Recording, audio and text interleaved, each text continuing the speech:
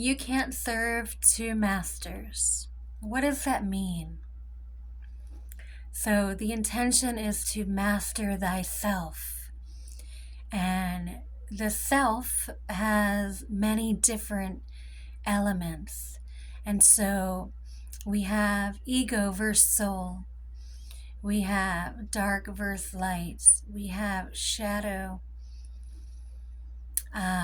versus higher self. And so these are all titles, right? Words that make up ways in which we can relate. And so I speak in this way to be heard effectively from the words already here. But my heart and my knowing is that we spoke in sound, not words. So not serving two masters. So internally, there is a tug of war inside everyone, right? Until thee is willing to go inside yourself and look at all pieces so you can clearly understand why you are who you are and change the dial on some of the things that you don't like. But the work is inside, it's not outside. And so every one of us has to go inside in order to change the things that we don't like.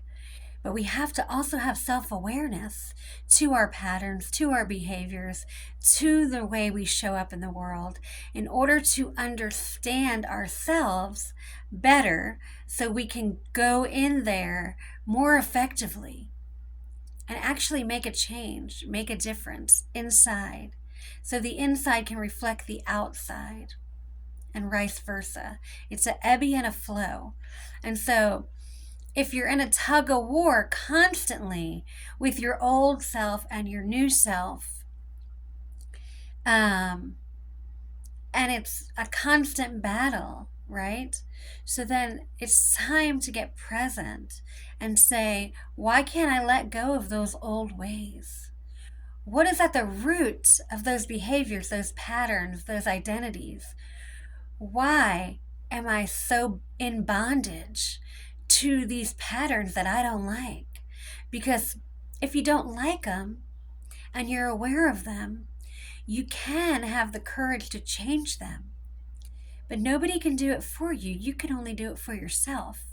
And so self-reflection and self-awareness is the way to identify those patterns.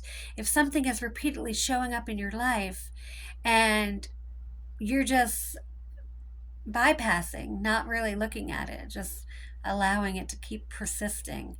That's why you keep getting it, and that's why your nervous system is not stabilized. That's why you don't feel peace.